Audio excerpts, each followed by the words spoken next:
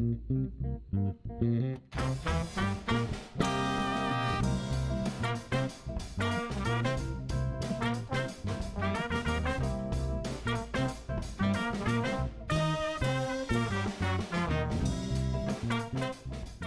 I'm Ted Haftegabber, founder and producer of Live Talks Los Angeles.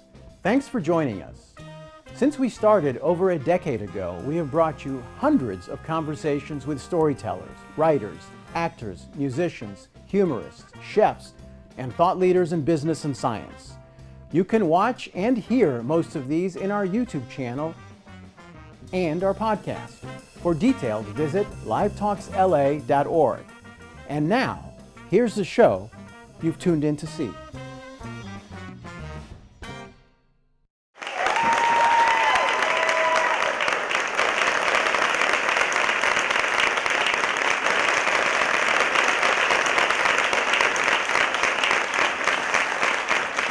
Hello, I'm Hadija Tarian, and this Reclamation is about 5 ballerinas, and I would love to say their names because they are here, they are here, they are here. Lydia Abarca Mitchell, Sheila,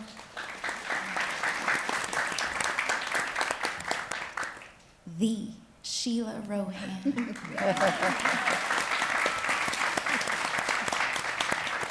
Karlya Shelton-Benjamin, and Marcia Sells.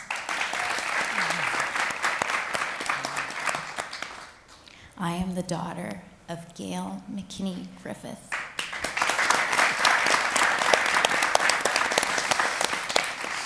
I am my mother's keeper, and I would love to tell you a little bit about her. And I would love for you to get to know her more through the book, and then I would love for you to keep their names in your hearts and in your stories as you continue to share what they've so bravely put in writing.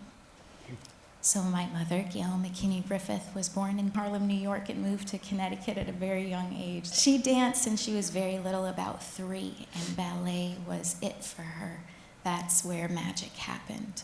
And she studied and was extremely talented and had her eyes set on Juilliard and was accepted. And she found that it was quite hard for her to state her major, which would have been ballet. There were always deterrents to maybe go in a direction of modern dance, but that's not what she wanted. So as she's crying and heartbroken, she hears about an audition that's happening uptown. Mr. Mitchell is holding an audition for ballet dancers, so I think you better get your point shoes and go up and audition. So she goes uptown and auditions, and she falls in, how it's so beautifully described, she falls in lockstep with some of who's going to be part of her family at Dance Theatre of Harlem. She's an original member, and she also became a ballet mistress. She didn't like the word ballet mistress. You could ask her and she would say that, but that was her title, and she wore many hats, and she understood the responsibility of this position and what she had to do with the company so that everyone could thrive. So she split herself into many pieces to hold space for the dancers, to listen to Arthur Mitchell, to rehearse the dancers and give people a shot to stand in the spotlight. So I think the rest is between these beautiful golden cover pages for you to read. But thank you so much for letting me tell you a little bit about my mother. That always brings me such joy. She was there, she was there, she was there. Thank you so much here in Valby for your kind force in holding their stories and putting it on paper. And to the acclaimed Bonnie Boswell Hamilton, thank you. I give you again Lydia Abarca Mitchell, Sheila Rohan, Karlya Shelton-Benjamin, and Marcia Sells. Thank you so much. It's such a delight to be here. It's such an honor to be with these women. I've really enjoyed and learned so much from your stories, and so I'd like to start right off with that. Let's talk about your origin stories. How did you come to be, and how did you come to get into the space of dance? Go ahead. I'm born and raised in Harlem. I'm the oldest of 7 children, 6 girls and 1 boy. I always loved to dance.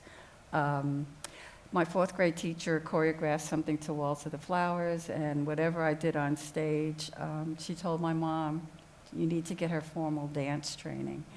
And luckily for me, Juilliard, this is way before Lincoln Center was even built. Juilliard used to be walking distance from the projects on 125th Street and Broadway. That was on 123rd in Claremont. And I got a full scholarship. That would be the only way I could have had formal training with 7 kids. My introduction to ballet was not what I was envisioning. I wanted to dance. And if anybody's been in a ballet class, that's not what you do when you start. You know, hold on to the pole, bend your knees, and releve. But I did that for 4 years on Saturdays. I was 9 when I started. And then I did, Harkness gave me a full scholarship. And that was every day after high school, all day Saturday.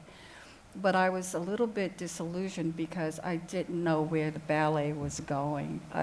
I think they assumed that I knew about Swan Lake and Nutcracker. I didn't. I grew up with Fred Astaire, Ginger Rogers, Motown. I lived down the street from the Apollo. But I did quit after my sophomore year because the scholarship was for ballet. I was sneaking into a jazz class next door with the drums and dancing. But they told me the scholarship was for ballet, and I stopped. But as soon as I graduated, had 2 normal years of being a teenager, one of my sisters was taking violin at Harlem School of the Arts, and she said, there's a black man there, and he's going to be teaching ballet. That's what she thought. And I said to myself, I've never had a black ballet teacher before, and maybe he can make it more relatable for me. But it was Arthur Mitchell, and he was starting a ballet company.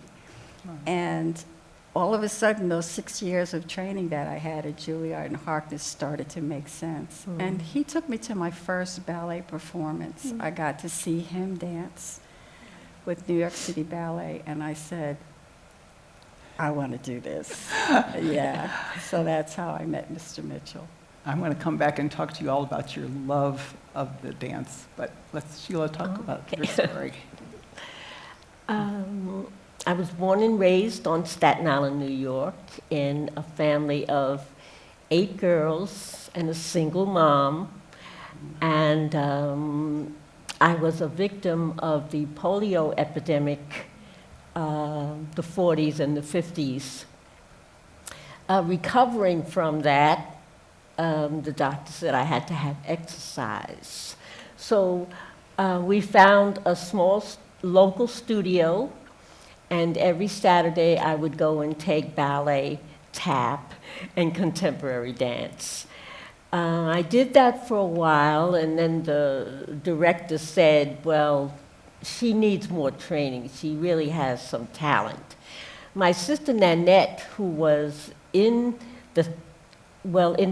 in the theater and dance and the arts, she just loved it. And on Saturdays, I would get on the ferry boat and go over to the New York side. This was when I had gotten a little older, 13 or 14. And she would take me to dance class. And I did that for a while. And she told me she saw something in the Times about Arthur Mitchell starting up a dance group. So, and encouraged me to go to the audition, and I did, and I passed the audition. I made it through, and that day I met Gail and Lydia, Virginia, and some other dancers, and that was the beginning of my career there. Thank you. Karlya. I grew up in Denver, Colorado. I started dancing when I was 4 and started performing in the Nutcracker every year. I rose through the ranks, became a soloist, but on the way up, I was never allowed to dance Clara, and I was not allowed to dance Sugar Plum. there was a woman named Dolores Kerr that took us to, decided, well, first of all, she asked, what are you going to do with dance? And I said, well, I'm going to be a professional. I was 17, and she said, well, it's almost too late. So she got a group of us together, about 7, 8 dancers, and arranged for us to audition in New York. And just before we left, Dance Magazine came out, and Lydia Abarca was on the cover, and that was the first black ballerina I'd ever seen. And I opened the book, and there was Virginia and Sheila and Gail and this company of black ballerinas and danseuses. So she arranged for me to get an audition with Dance Theatre of Harlem, and I auditioned with them on stage. They were in season at City Center. I took class with them, and after the class, Arthur Mitchell told me to go and put my pointe shoes on. I went backstage to put my pointe shoes on, and there was Sheila and Gail spraying their shoes skin color. And when I saw that, it just was like a revelation. Feet and legs matching the rest of your body. And I knew I was home then. Beautiful. Marcia. I grew up in Cincinnati, Ohio. I too, like Karlya, started ballet very young, when I was 4, with the Conservatory of Music, which then became part of the University of Cincinnati's conservatory and became the conservatory for the university. And I had been doing that and was the only black kid in the ballet school, and didn't see right away what was going to happen for me in ballet. And then 1969, Dance Theatre of Harlem has formed and is doing its first tour, and comes to my hometown. And some of that I realized too was because a man named Jimmy Truitt, who was one of the founding members of Alvin Ailey, was very close to Arthur Mitchell, and I think had recommended, like, come here, come to this place, it'll be a good starting point. And for me, yes, at 64, I am the baby up here. So I got to see firsthand Dance Theatre of Harlem and know, okay, there's a future. Like, I can see that I can have a future, I can be a ballet dancer, because I wasn't sure really whether that was possible. So I saw Lydia, I saw Gail, I saw Sheila, I saw them do Rhythmatron, I saw them do these amazing works on point.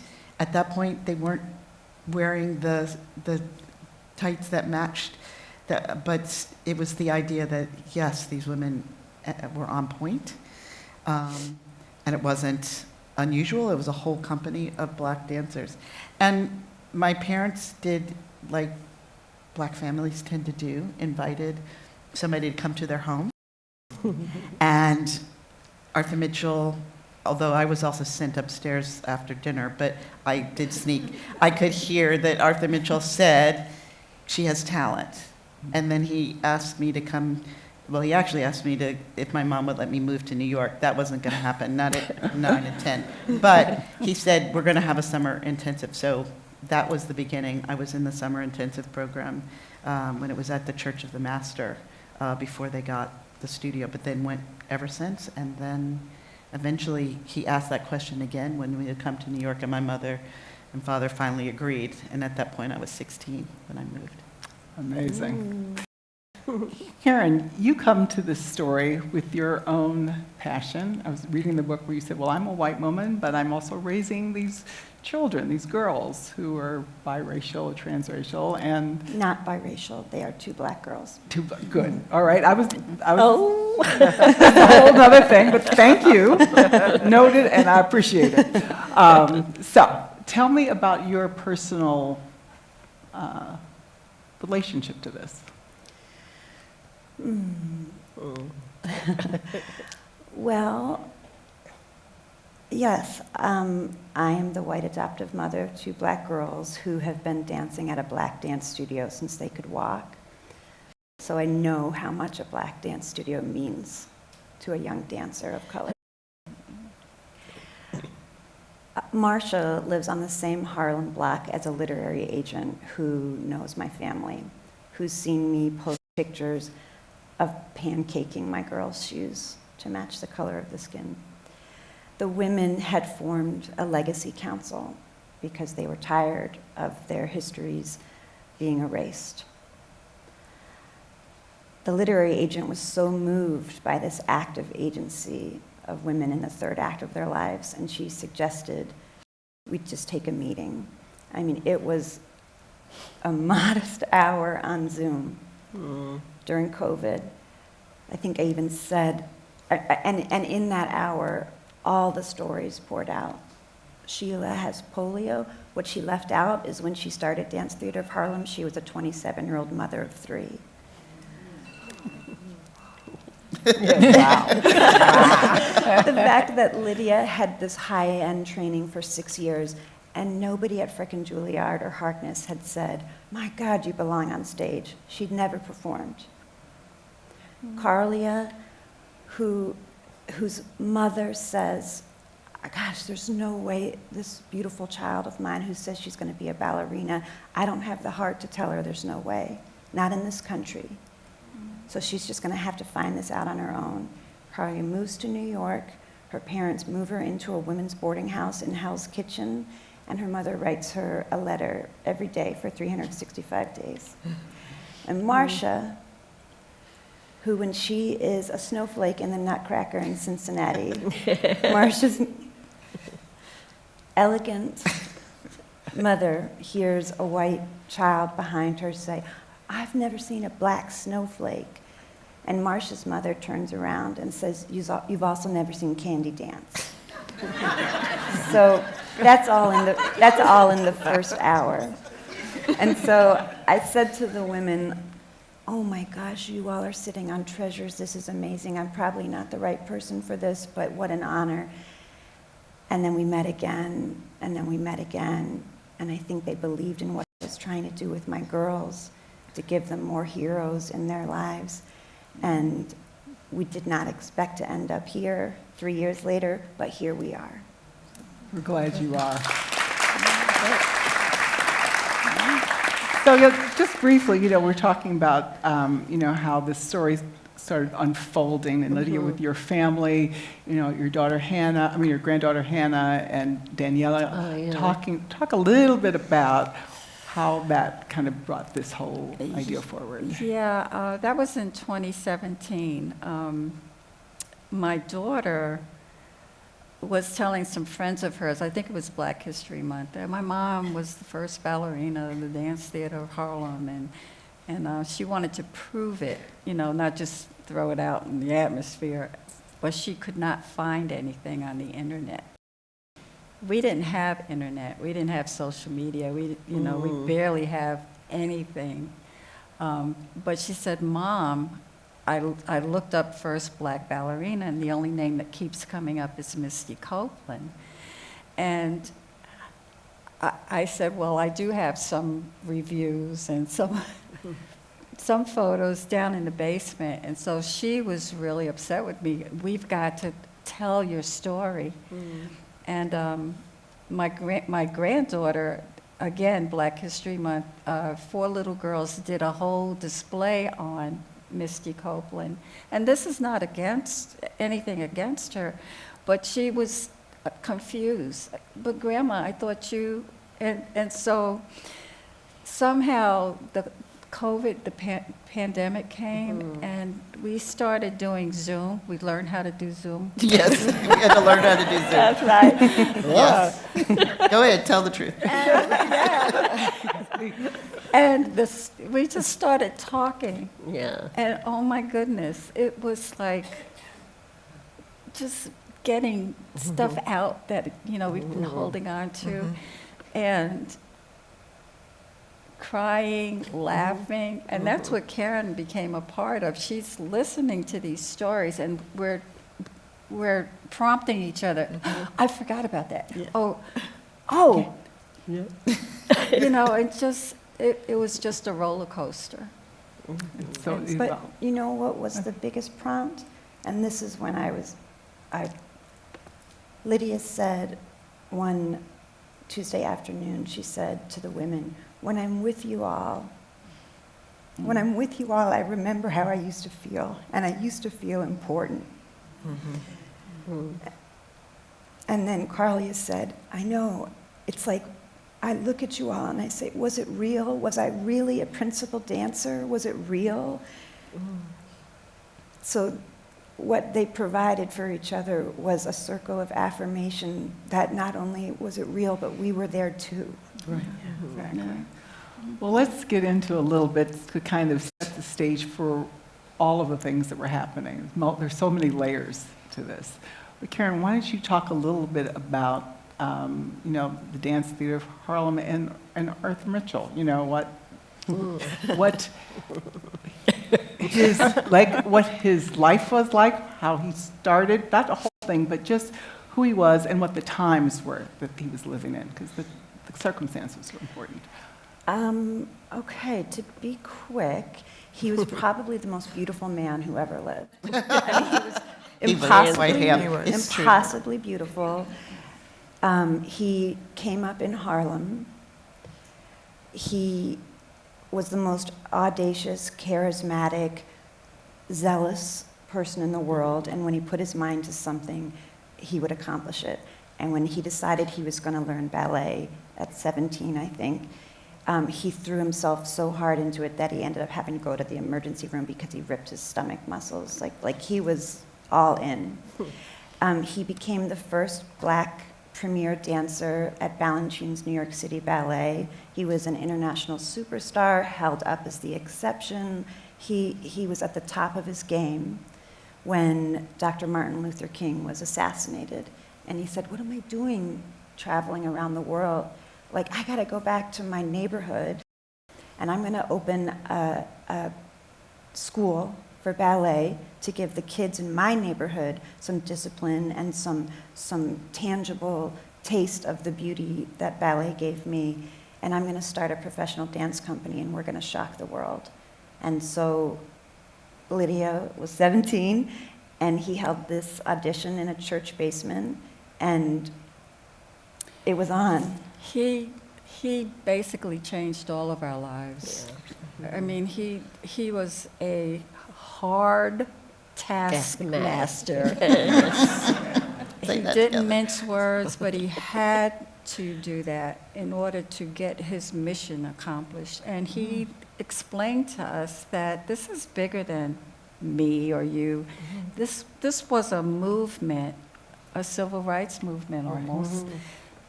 This is 1968. Yeah. We just wanted to do ballet. We just wanted to dance. And so he had to be the way that he was. And I don't want to say, too much about that, but he was very effective. And whatever he was teaching us was so necessary, and it carried over once we stopped dancing, the discipline, the work ethic, just being able to listen and respond. They're just priceless things that he taught us. But he was also trying to do something, not only hadn't been done in a company that would last. There were some ballet companies that were very short-lived, but he was also trying to do something that almost like instant orange juice. Pour water, add, shake, shake, shake.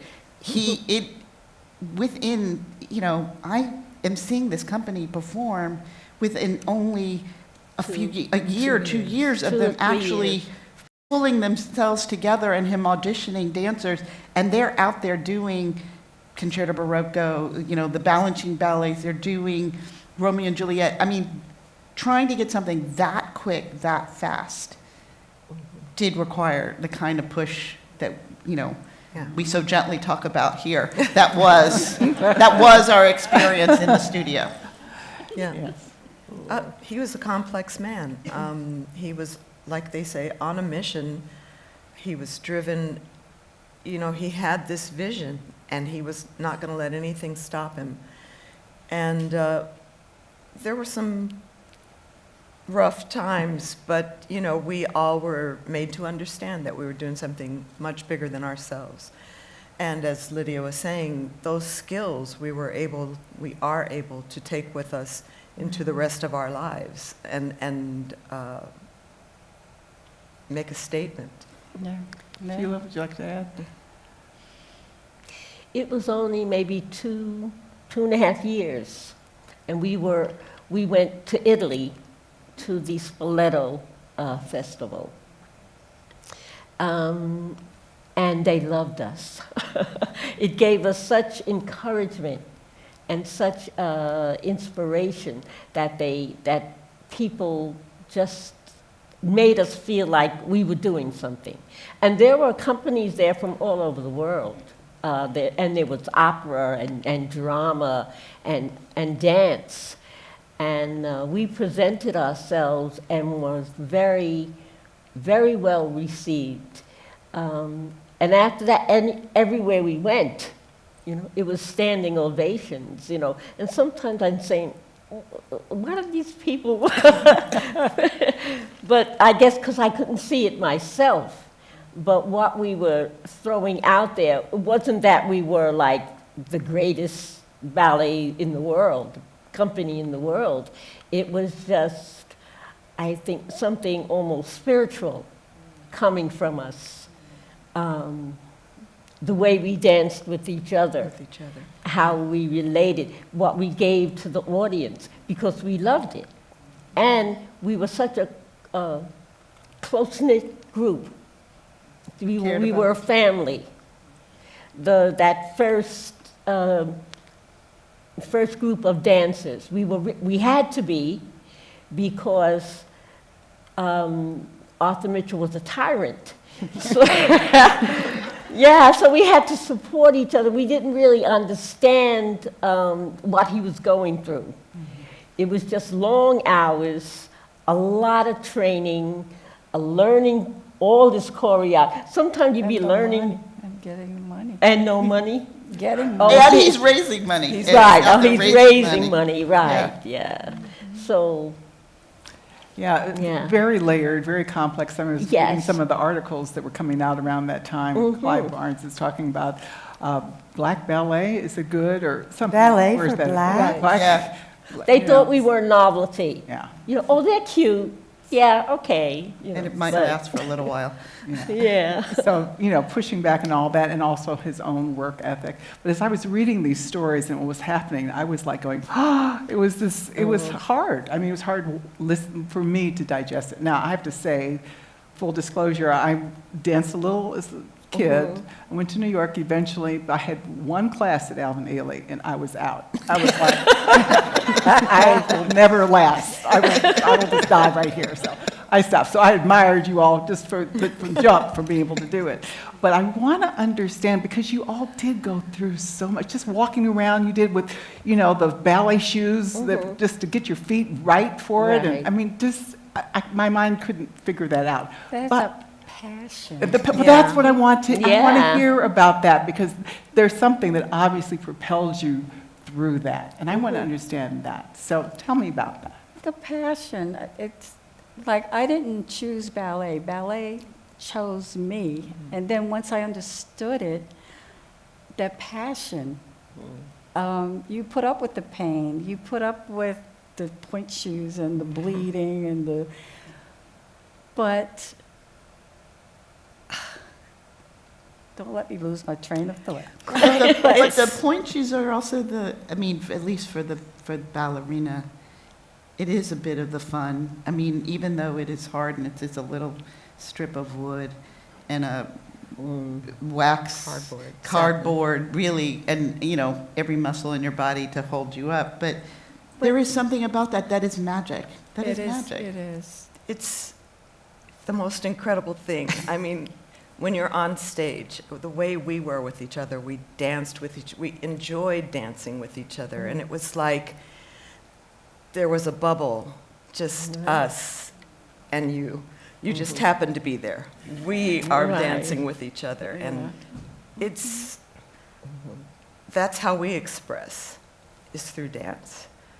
And there's nothing like it. The feeling is amazing. Gail had the most beautiful description of, she'd be waiting in the wings, so nervous, and there's all that tedium of the world, and Mr. Mitchell's on her back, and there's reviewers, and maybe a doubting world, and then she would describe how you would break through this energy curtain, and she would get on stage, and once there, she would allow her art to take over, and nothing from the wings could get to her. That's right. Yeah. And that's magic. Got it. And also for all the hours that you put in. I mean, we're there 6 days a week, 6 hours a day, and then you think all the training you had to get up there to that moment for what sometimes is let's say you're in one ballet, so that's 20 minutes. Or even if you're in 3 of the ballets that are being done that night, which is tended to be the case, that's, for that moment, all of those hours that went in, but it's that moment on that stage, just that description, that's what makes it worth it. And it's not even just the applause. It's like if you do that performance, like you nail that turns, Miss Top over here, if you nail those turns or get that piqué or you feel the music and it really moves, it's like that is, some part of it is indescribable. You have to have experienced it, but that's like what all the work in those moments, that's what it's for. It's about striving for perfection. Get every step perfect. Everything works. All your lifts, all your turns, all your jumps. How often does that happen? I mean, for me, in the many years that I danced, since I was 4, I danced 10 years at Dance Theatre of Harlem. I can remember 3 perfect performances where everything was just perfect. Go ahead, please. I was just going to mention the men that we worked with, the young men, the dancers, how wonderful they were, and how gallant, and they were all princes. And they were on the same level as us. It's not like they were, prima dancers or anything, but we worked so well they taught us partnering, and we taught them. It was really magic. I was also moved by the way you all really deliberately created a family circle to, embrace one another. Talk a little bit about your family creation, what you did. I had 5 sisters and a brother, but coming home and trying to talk to them about what my day was like, over their heads, what's an arabesque, what? But we needed each other. Did you see what he said to me? I know. It formed that sisterhood. It formed the families. When new members came to the company, there were assigned a mom and dad, a sister. Yeah. Sisters. And power notes, were you writing? Oh, yeah. That was like Right.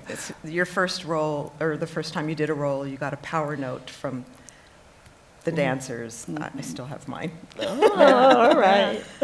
But yeah, we had to be a family to hold each other up. For me, Gail was my big sister. She was, I was standing in the back of the room taking class, and she one day came and got me, and she said, "Arthur Mitchell needs to see you." And so she gave me her place in the center. And if you dance, I don't know, that's special. Not everybody does that. She was left of center, and I held that spot for her until I left. And part of it too, since dance, I've had the chance to work in human resources.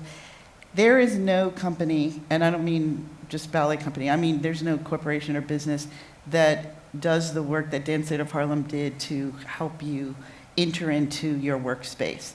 I mean, yes, the creation of a family may not work in a corporation, but for us to learn what it means to be a professional dancer in this particular company at that particular time, it was crucial. I mean, as the baby walked in, Ronald Perry and Stephanie Dabney were my mom and my dad, two of the leaders of the company.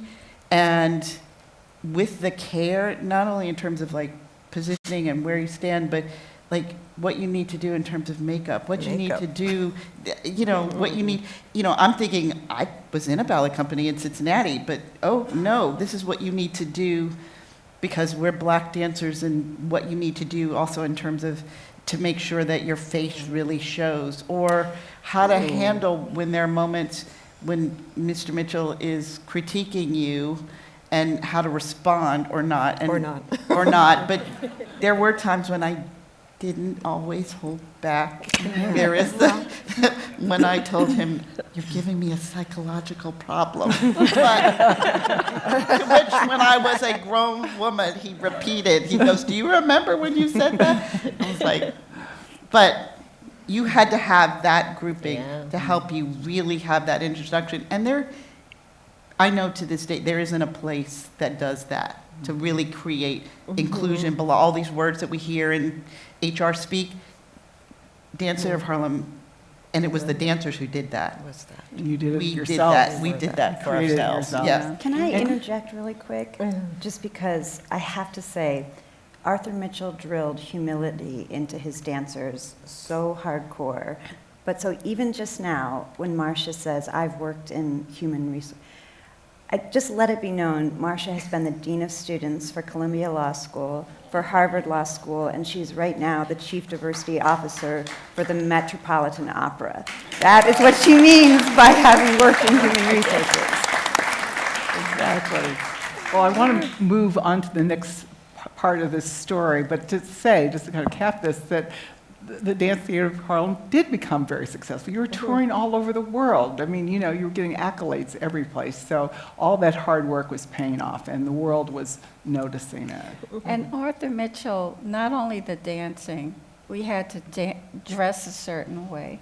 We had to carry ourselves a certain way. Yeah. We were not going to go out and be the Harlem Globetrotters.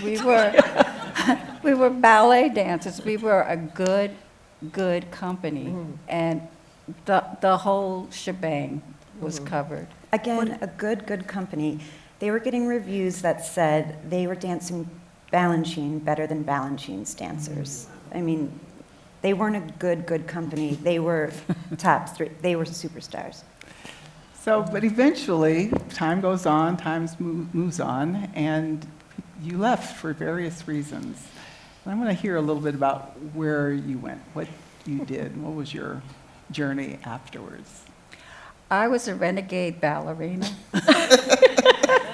I mean, again, it took me a minute to find out what ballet was about. I love Balanchine ballets. It's jazz and it's neoclassic, so it was Lydia. But the question was... You weren't making any money. Oh, Why did you leave? Why did I leave? I left at one point to do the Wiz movie. I really wanted to do that movie. I left to do Bubbling Brown Sugar. I did that with Cab Galloway for 2 weeks in New Jersey, and then I did it 4 months in Amsterdam and Paris. I wanted a little bit more, and by the time I was 30, he decided we were going to do the classics. And this sounds blasphemous. I still have not seen the full-length Swan Lake. It's long. It's okay. It's a long and I ballet. danced it, the second act. But at that point, I was making $350 a week. I'm 30 years old.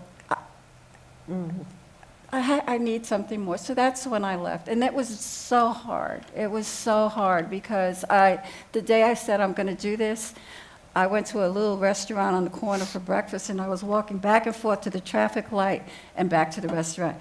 And Avon Long, who was an old vaudeville performer, I did Bubbling Brown Sugar with him. He said, "What are you doing?" I said, I'm going to quit dance theater today. He said, "Well, good for you, because we need to see more of you." And so that gave me a little bit of strength, but woo, Arthur let me have it. But it was time. And- And I didn't want to stay and complain because what he was doing was too important. What he was teaching the next generation, do your thing, please. It was just time for me Right. to go. Karen? Well, I just want to say in 1980, I mean, she was the it girl. Like when they're in Manchester, Mick Jagger's chasing her around a club. She's like the art for perfume boxes. She's on the cover of magazines, and she had the audacity to tell a reporter. The Washington Post says, "Well, what do you want to do?" And Lydia says, "I just want to be a star." And that was not allowed at Dance Theatre of Harlem. Arthur Mitchell was the star. Dance Theatre of Harlem was the star. So what's a girl going to do who wants to be a star? He told me I wanted to be an artist, and the only thing I heard was starving artist. My dream was to get my parents out of the projects, you know, and it wasn't going to happen, you know. But I had such a wonderful career with Arthur Mitchell. I was like clay when he got me. He could mold me. He taught me. He had to teach me about makeup, everything. But the passion was there. It's time to move it For forward. all of us, that passion was there, and there was a part of us that was willing to put up with anything because what we wanted were to getting dance. from it. Yeah. And those who couldn't take it, they left. That's true. And if And you that- stayed, you could work with anybody. Or, I think that happened to everyone. Yeah. Comes a time when you just can't anymore. For me, I had a great career with Dance Theatre of Harlem. I loved dancing there. But there was a day that Arthur Mitchell was really ugly, and I decided I had to go. I had to save myself. You know, I was not going to let him break me. And so I left. I said what I had to say to him. I left. And when I walked out that door, the clouds parted, the sun shone, there were birds with ribbons that flew around my head. It was wonderful. I mean, but at the same time, it was painful because, you know, you've done this all your life and then suddenly you can't. You're not doing it. You're not doing it the same. There's a grieving process that happens, and it takes some time. It takes time. And then where did you go on your Oh, journey? yes. Well, I went to another company. I was a founding member of Perry Dance in New York. And then they weren't paying, so I had to do something quick, because in New York you cannot be without money. Any places you can be.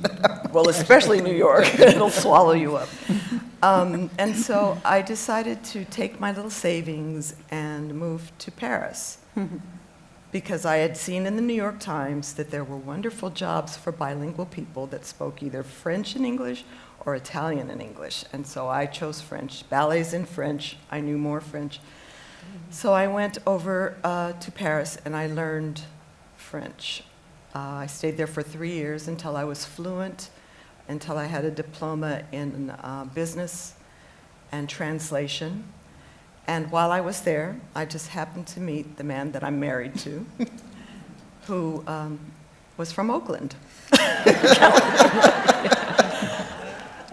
But yeah, I came back and I got a job with Van Cleef and Arpels, the jeweler. I worked in New York for a year and a half, and then finally Philippe Arpels asked me, he knew that Omar was in California, and he said, "I'm tired of seeing your face looking like this. We have a position open in Beverly Hills store, would you like it?" And I said, absolutely. So I worked in the Beverly Hills store for 10 years.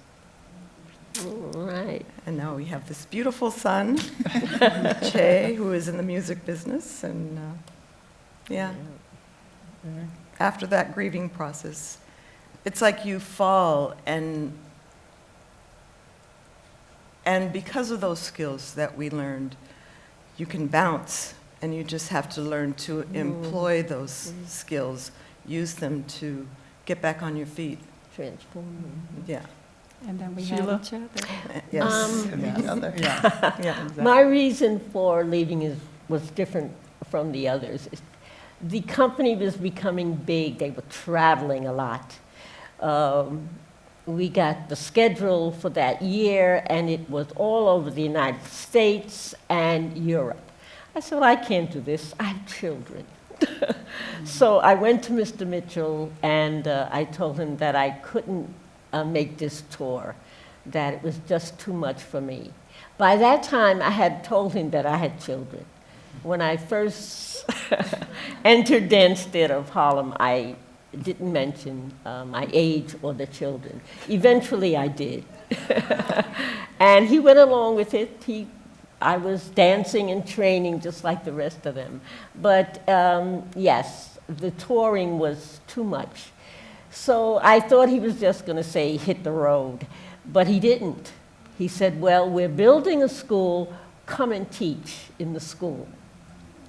And I did. I was learning from the other teachers. I started with the little ones, and I stayed. And sometimes I was like swing dancer. If one of them were out, and I would take their place. But yeah, and from there I just went on. I really didn't leave Dance Theatre of Harlem because I was always hanging out. He allowed me to take company class, and I watched the rehearsals, and I worked with Gail, who was our ballet mistress, in different administrative capacities. So my story was a little different. Well, and Sheila, so iconic, gets the biggest role of her career at 50 when she dances on point for Gordon Parks in the TV movie Martin. I mean, that's Sheila. And she's Rosa Parks. Oh, yes. Yeah. At 50, on point. Yeah. Between surprising everybody. Thank you. Yeah. I wound up leaving, so The Wiz, when The Wiz came about, and big chunk of the company wound up working with, many people had already worked with Louis Johnson before, so it made sense for him to reach out. But it also meant that the company essentially was not enough people to do a tour anymore or to travel. So we were on hiatus. I had followed the person at the head of school at Professional Children's School, where I went to high school, who said, even if you don't plan to go to college, at least do the SATs and apply. I did that. I applied to one school. Thankfully, that school had accepted me, but I had deferred. So, and of course, the letter went to my mother, went to her residence, and she was, I think, both grateful and surprised that I had applied and gotten into Barnard College. Because she's like, well, and so then when this unemployment break, she goes, well, didn't you just defer? You should just call them up. Because I was getting ready to audition to go to Europe, go join another ballet company. And she goes, no, you could stay in New York. And so this is her secret plan to make sure that I would get a college degree. And so I started, and then when the company went back, I was still in school. I had gotten involved, but I could plan my whole schedule. I was going to rehearsals, I was going to class, and then the company was getting ready to go on a tour. And like one of those conversations, Mr. Mitchell kept saying, will that girl, and he was saying it, loud enough that I could hear, will that girl make up her mind? What is she doing? Mm-hmm. And I had one of those moments where it's like, okay, well, I'm making up my mind.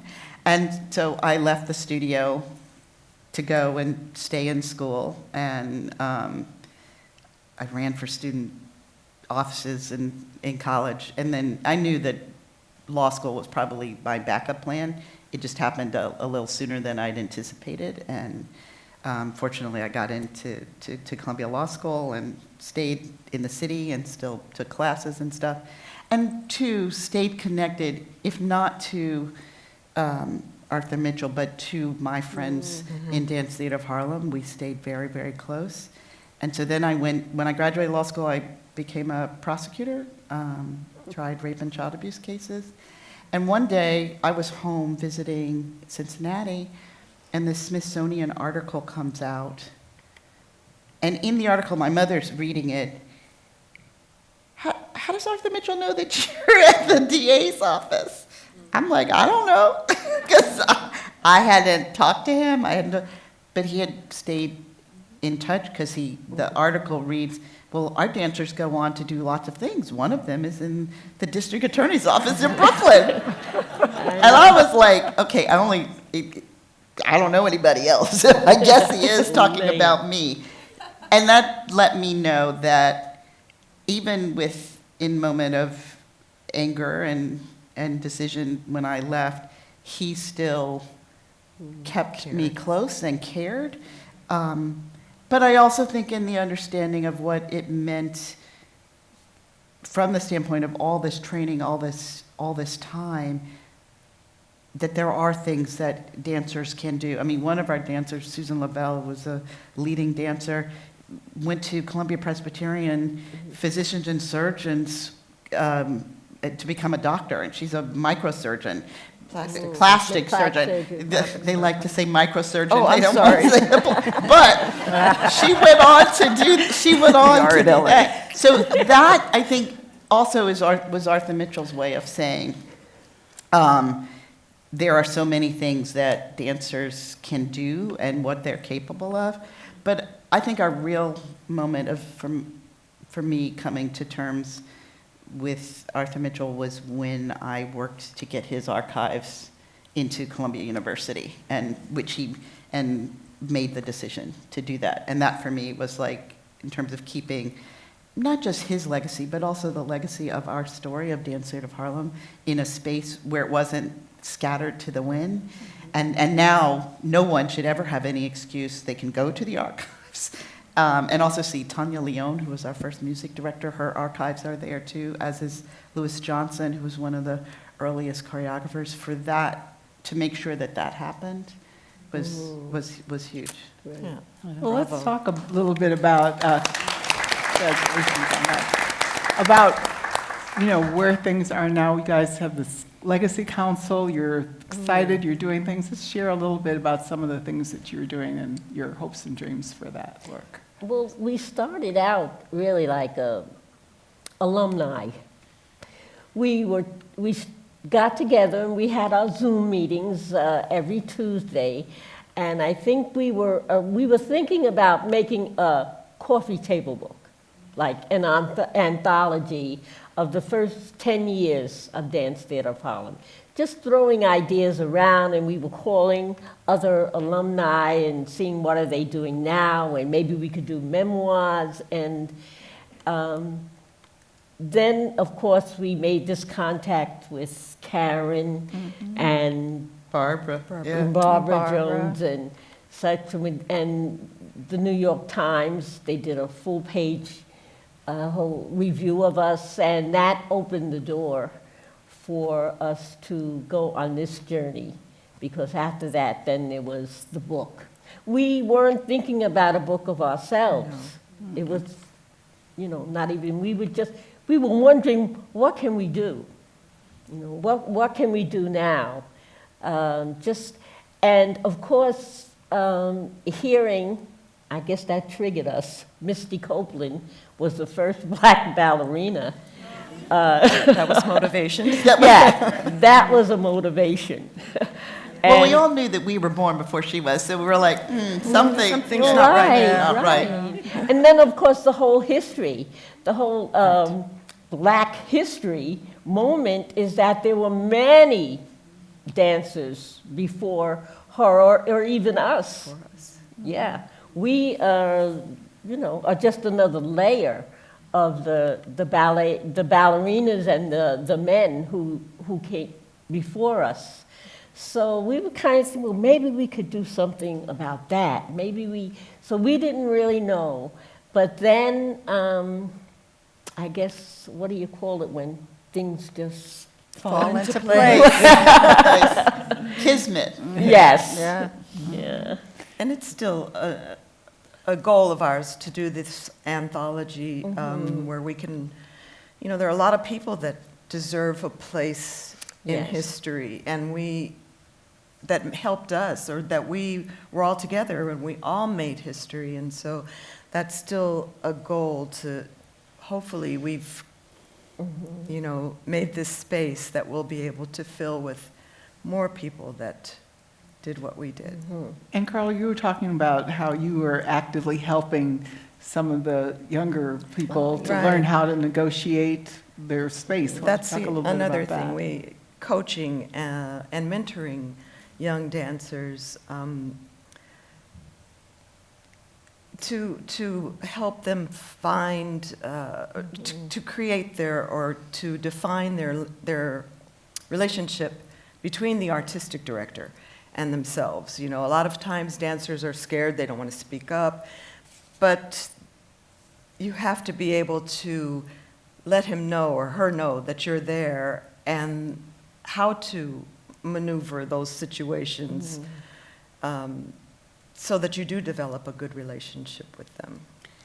I just was home in Cincinnati just last week, and it's the 60th anniversary of Cincinnati Ballet. And I didn't know that they were going to have archival film, but there was a film, and I'm in it. And, when you say you're the only Black person in a school, but then to see the archival film they're showing, it's just me. But what was really wonderful, so when they, in the program, they're showing the school, they're showing the next, the next level of dancers, and then they're showing the company. And I'm seeing young Black female and male dancers in the Cincinnati Ballet Company when they showed that archival film, and it was just me. But no, here's the next generation. Right. And they're wearing tights that match their skin tone. I'm like, okay, it didn't just end, and we're not repeating, they're moving forward. And that's one of the things when we're saying this layer that we're not, as Karen says, for there to be more, for her daughters to see and know that it's not one unicorn, that there's a whole legacy of Black people in ballet, and that you can see your future, even when it may still be challenging and there are still places where you might be of one or two, or to think about where do you want to be. Lydia talks about that idea of, I want a place where I can really dance and be me. Find that place. Be comfortable to find that place. Yeah, you have to check things out.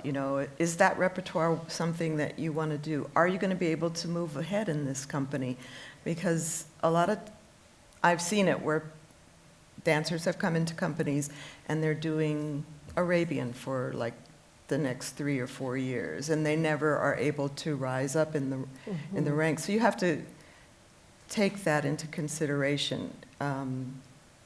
If it's not the right place, there's other places to dance. Dance is such a short career. It's a short It career. really is Unless a you're short Sheila. career. Unless you're Right. I just refuse to give up.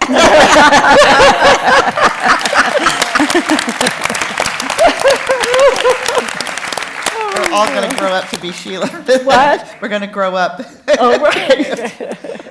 You asked about hopes and dreams, and just really quickly, I want to say that it's a hope and dream that people will go on reading the book and falling in love with Gail McKinney Griffith. Oh, Gail. It's very hard for us to be on stage and for her not to be here receiving her flowers. It's also very gratifying to see the New York Times run an obituary on her last week, and to really revel in all she did. And so in one of our last conversations, Gail said to me that she's been brave enough to put her story down on record. At least her grandson will know all she did. So what a dream for more people to know all she did. Yes. Gail was our guardian angel. She was. She was a force, and not like that, but more like this. See, that's who she was. Everyone loved her. Everyone just cherished her presence. And she was a wonderful, gorgeous dancer. Oh, technique for days. Yeah, she was really what I and some others were aspiring to. Absolutely. Yeah, to be like Gail-y. And this is so much a book about legacy, and you see that legacy writ large in Khadija. Yeah. All right, her daughter, yeah. It seems to me that this is, you know, a legacy really in the sense that all of us can understand, you know, what it means to struggle, but then to be able to find time to gather ourselves together. So it's like a legacy of love and appreciation and depth. And so I really found it very meaningful.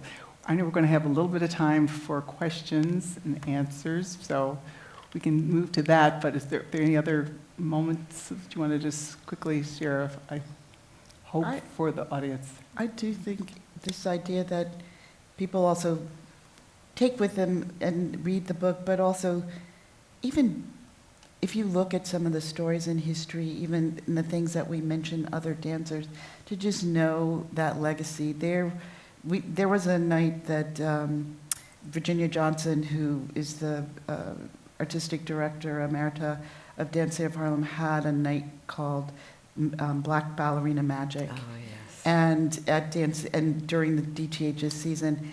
And when we all got on the stage with Raven Wilkinson, Dolores Brown, Joan Myers Brown, and Lauren Anderson from Debbie Austin, Carmen de Lavalla.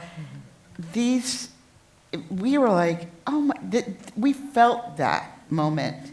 And also note, it was because of touring. Misty Copeland was also invited. She couldn't make it and then we even, the next day, all of us in the studio at DTH sharing that.